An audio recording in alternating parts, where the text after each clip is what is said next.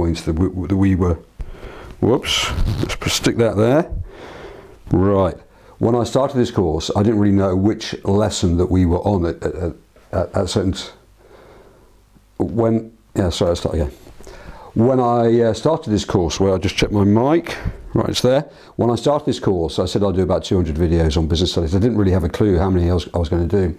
But I've now split the course up into different sections. So, normally I have lesson number whatever. But I suppose this is lesson number 2 of this particular section. No, it's not, because it's halfway through the course. Anyway, this whole section is about strategic direction for a firm. So what we've covered so far is we've covered Porter's model, which I really like actually, and he says, right, you've got to have one sort of strategy. It's either got to be cost leadership or differentiation. That's the big thing. And you can also have a focused cost leadership strategy, but your prices must be lower than anyone else's.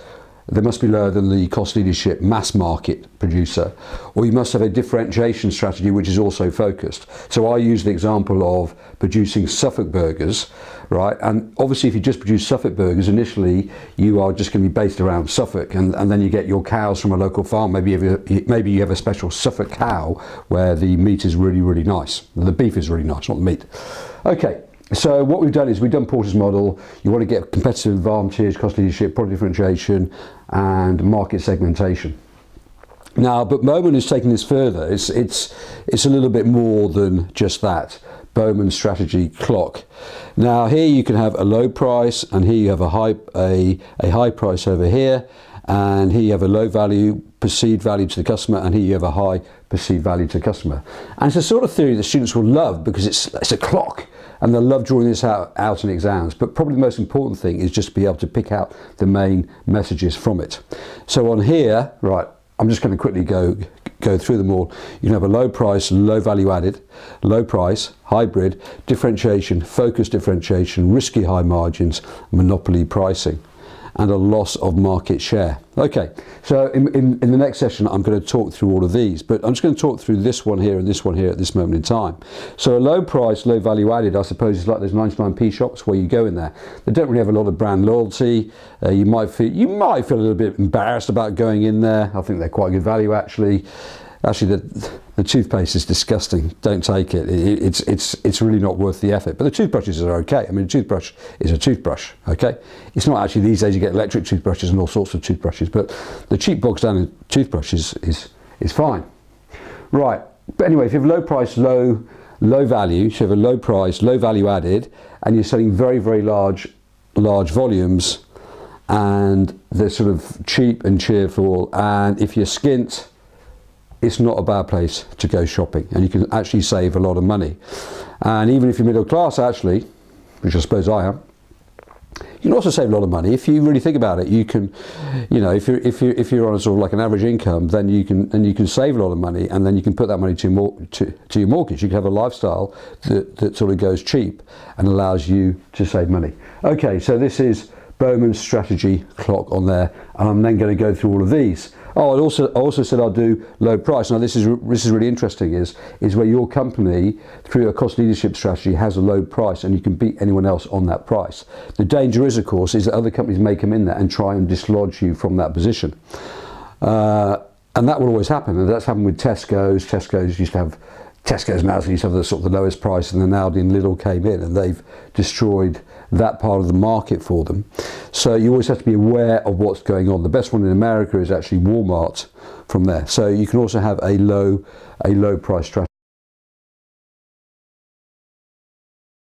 Bowman strategy clock, and I'm just going to go through 1, 2, 3, 4, 1, 2, 3, 4, 2, 3, and 4 on here. I've already done this particular one down here and gave you an example of the toothpaste that you buy from a 99p shop, and it's pretty disgusting, and it's also pretty rank in terms. Right, let's start this again. This clip is getting on my. It's starting to warm me up a bit.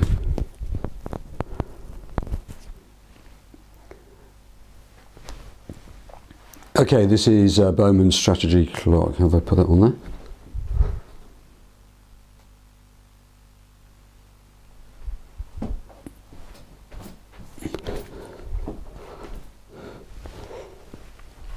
Okay, this is a Bowman strategy clock, and we've already done one on here, and I gave the example, didn't I, of going into a 99p shop and buying a tube of toothpaste, and it's pretty disgusting, but the toothbrushes are okay. Right, the second one on here is if you decide to have a low price and low cost leaders, which I've already explained on the previous lecture, but if you have a low price and you can keep up that cost leadership, so you're definitely cheaper than anyone else and no one takes you on and there's no price war, which is actually what's happening now within the UK. There's a price war between Tesco's, Aldi and Lidl. So the only person who benefits there is the actual consumer. So it's the big boy taking on the smaller groups. So you can have a low price, low cost leader. What I will say on there is that Aldi and Lidl, in a sense, they've actually built quite a good reputation because they've now sort of cornered people, that they've now cornered that market a little bit of having lower prices.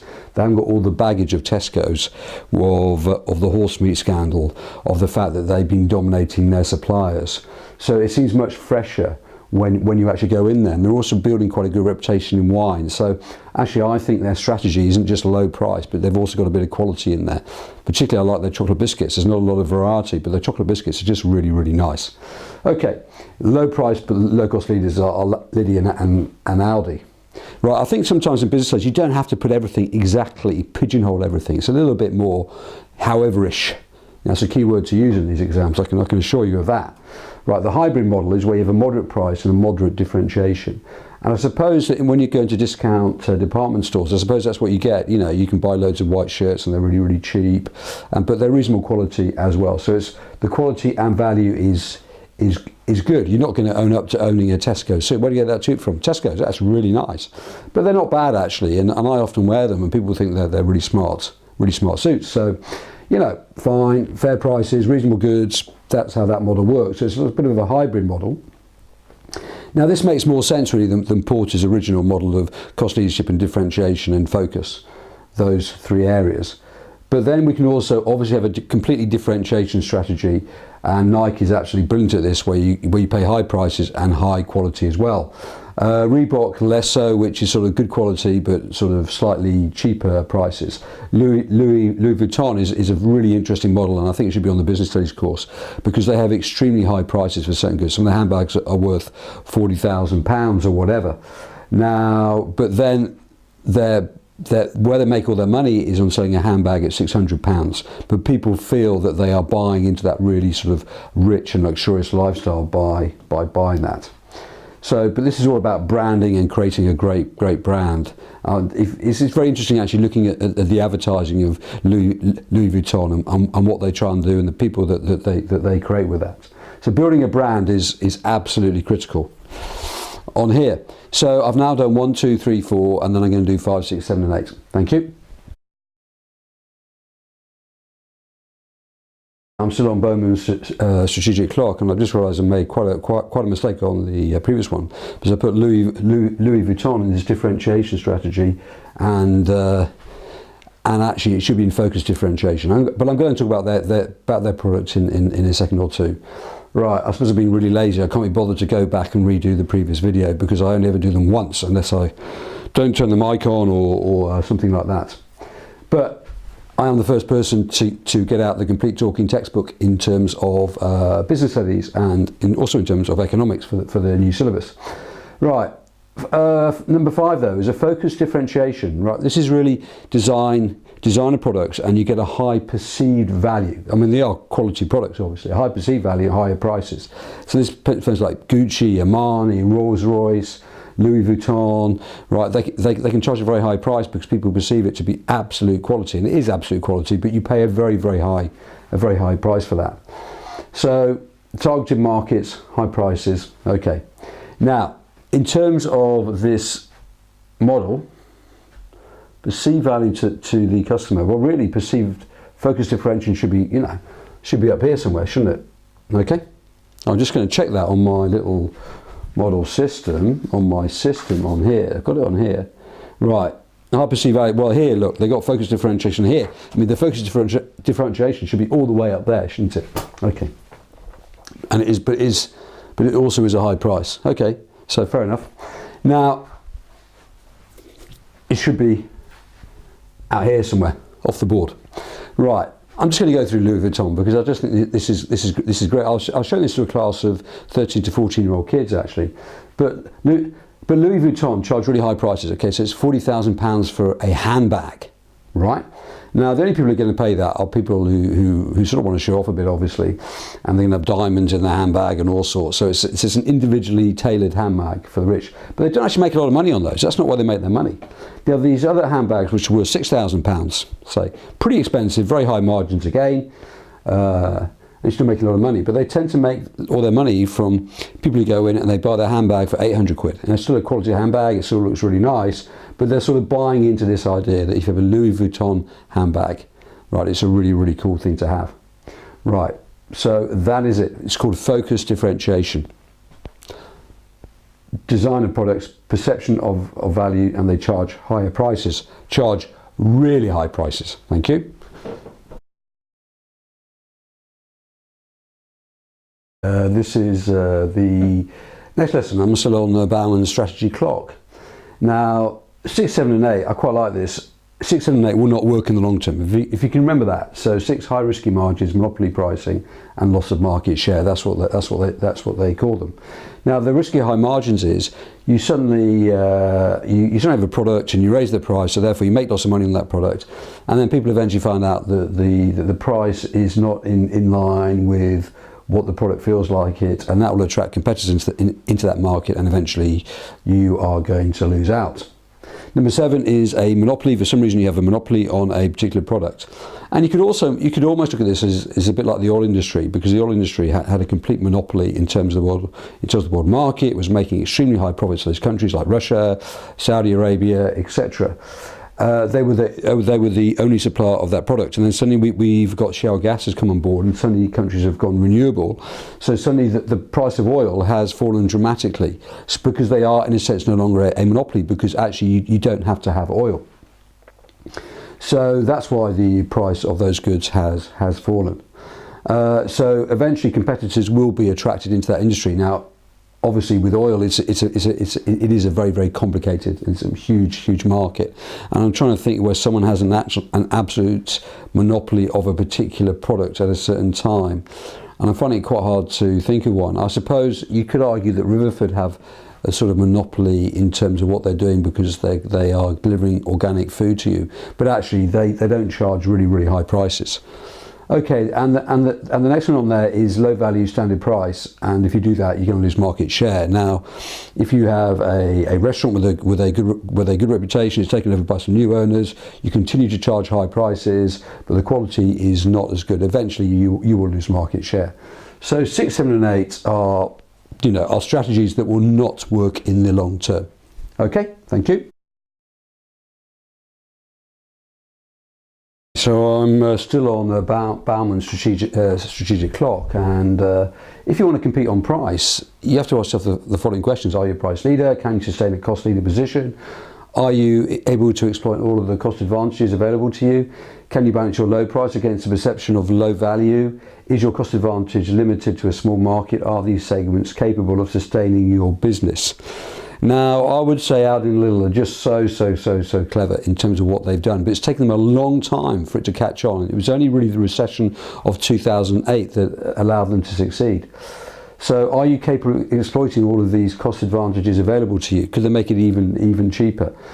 Low price against the perception of low value. Well, I reckon that they're combating that now, because they have this idea of these really nice chocolate biscuits and good wine. So it's sort of they sort of created a low price model with some high quality in there as well. You go there and you save money, and the stores are quite nice and they're quite easy to shop in, and it's quite quick, etc. Whereas if you do go to a really cheap place like the 99p place, you sort of feel a little bit grubby by the end of the day. I'm not knocking them too much. I'm not trying to be snobby about it, but you just do. So this is price on here. So you've got to ask yourself those sorts of questions all of the time.